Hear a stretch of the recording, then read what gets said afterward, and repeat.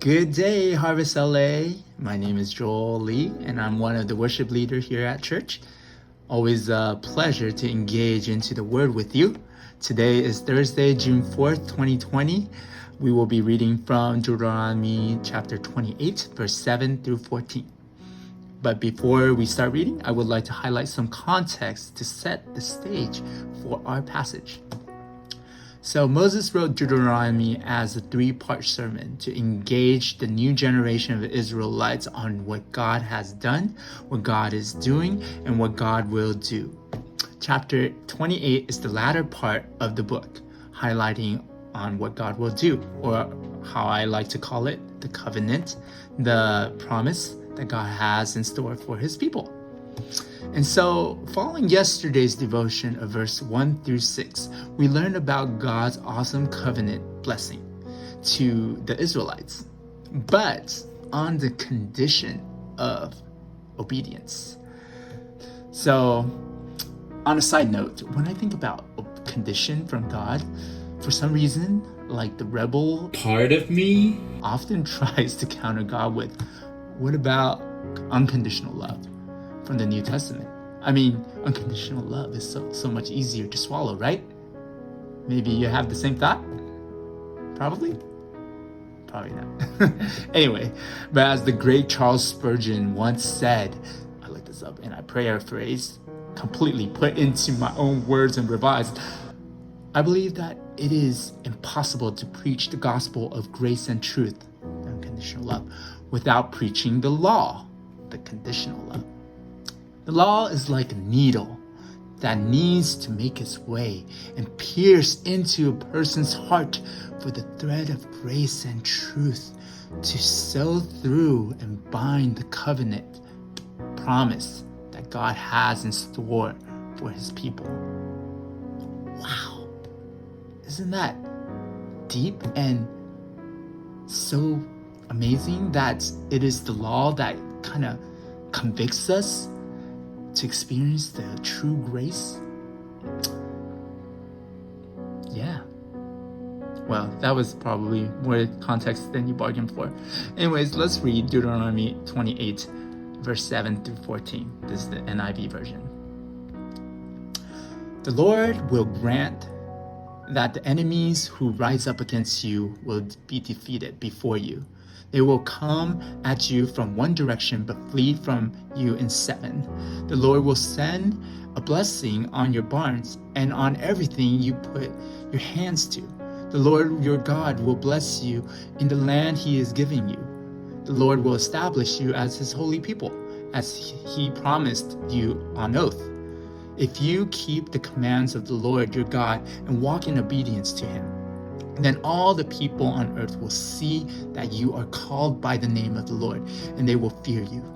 The Lord will grant you abundant prosperity in the fruits of your womb, in the young of your livestock, and the crops of your ground, in the land he swore to your ancestor to give you. The Lord will open the heavens, the storehouse of his bounty, to send rain on your land in season, to bless all the work of your hands. You will lend the many nation, but will borrow from none.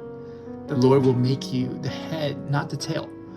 If you pay attention to the commands of the Lord your God that I give you this day and carefully follow them, you will always be at the top, never at the bottom. Do not turn aside from any of the commands I give you today, the right or to the left, following other gods and serving them. So after reading and reflecting, I identified 7, the Lord wills blessing, 7, Chinese 7. The Lord's will's blessing. Anyways, the first one is the Lord will defeat your enemies. The second one is the Lord will send a blessing on your barns. The third one is the Lord your God will bless you in the land he is giving you. The fourth one, the Lord will establish you as his holy people. And the fifth one, the Lord will grant you abundant prosperity. The sixth one, the Lord will open the heavens. The seventh, the Lord will make you the head, not the tail. Wow, that's a lot of blessing. 7 of them. What a great number. However, I'm going to just consolidate and focus on 3 of them. So I'm going to focus on the Lord will defeat your enemies. The Lord will establish you to be his holy people. The Lord will open the heavens. Okay, so first one, the Lord will defeat your enemies. It's pretty self-explanatory. We love it when our enemies are defeated, and it's a promise that that kind of carries through, to victory. And specifically, the word has spoken about how the enemy comes from one side and disperses into 7. Now, the significance of number 7 in the Hebrew culture is that it represents completeness and perfection. So what that means is the Lord will defeat your enemies completely. And who wouldn't want that, So it's a promise when we are obedient to his word that the Lord will defeat the enemies completely. The second one is the Lord will establish you to be his holy people. And when we are obedient to his word, we are established to be holy. And what that really means is we are established to be set apart from typical way of doing things, the things that people normally do just because everybody else does it. The Israelites were placed in a position to be set apart, to be completely following something that is beyond the conventional understanding, and to be example. And in the word, it talks about that when they obey, the world will know that they follow the Lord, because it's such a different and set apart, lifestyle that they will be identified as special. And so the third one is the Lord will open the heavens. Now, the word highlights on heavens of rain and how it will be open, and back then, having crops and like raising cattle, these are all very important. And actually, when the Lord opens the heavens and this blessing is given, it actually encompasses all the other Lord will blessings. The Lord will send blessings to your barn. The Lord will your God will bless you and the land he is giving you. The Lord will grant you abundant prosperity, and the Lord will make you the head and not the tail.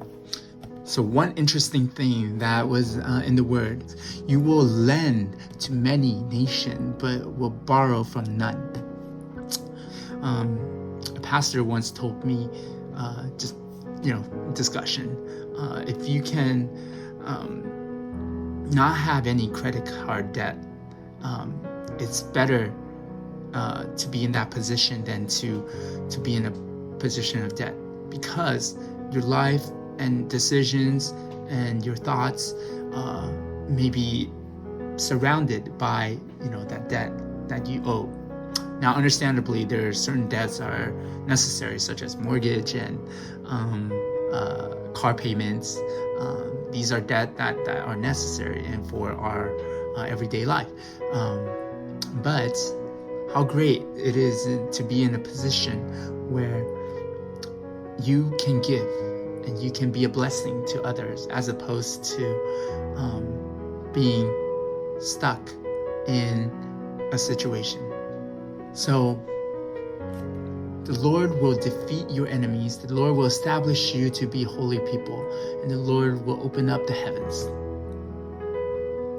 If you think about it, those 3 points actually point to the gospel, where although we sin is defeated.